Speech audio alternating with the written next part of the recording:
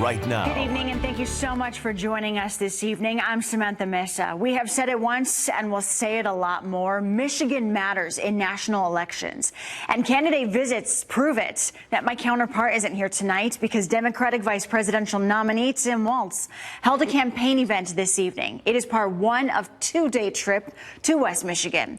Let's toss things over to Josh Berry to hear some of Walz's message to Michiganders.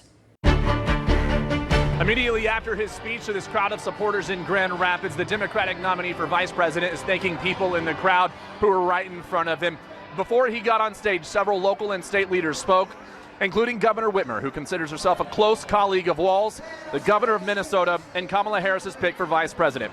2 days out from the first and only meeting of Trump and Harris, Walz spent about 20 minutes talking about the debate, which Democrats considered a decisive win. My God, you came on a Thursday to listen to a guy from Minnesota while you stood under a whale way in the back of the room. Tim Walz couldn't get enough of the whale hanging over the crowd of supporters inside the main hall at the Grand Rapids Public Museum Thursday night. He began by thanking some important people and addressing that one big endorsement. Thank you to my fellow cat owner, Taylor Swift.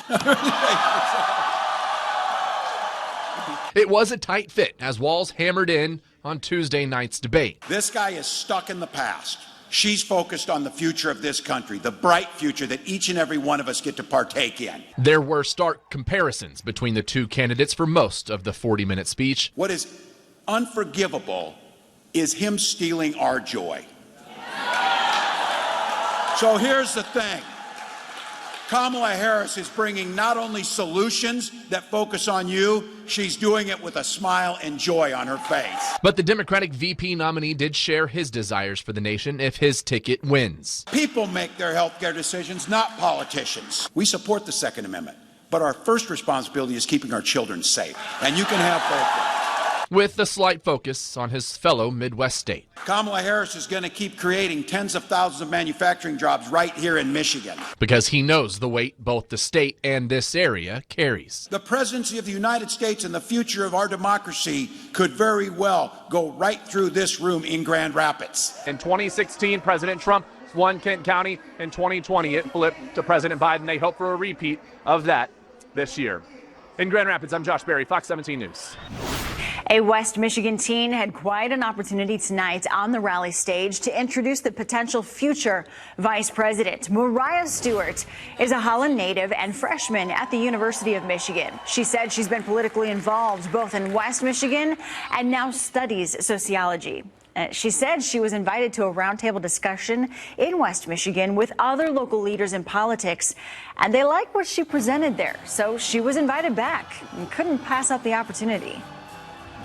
Growing up, I didn't see a lot of women in politics or even young women, so being able to be someone like that for other young women, I hope that I inspire them and show them that they can do whatever they put their mind to, and also that we deserve a place in these conversations. She said one day you might see her running for office. Fox 17 got the Michigan GOP's response to the visit from Governor Walz today. We spoke to former Michigan Republican gubernatorial candidate Tudor Dixon, who is a surrogate for Team Trump. During the debates, one of the most notable lines from former President Trump was when he said, quote, "I have concepts of a plan" in regards to health care. Following up on those remarks, we asked Dixon to lay out some of the other key policy priorities for the former president.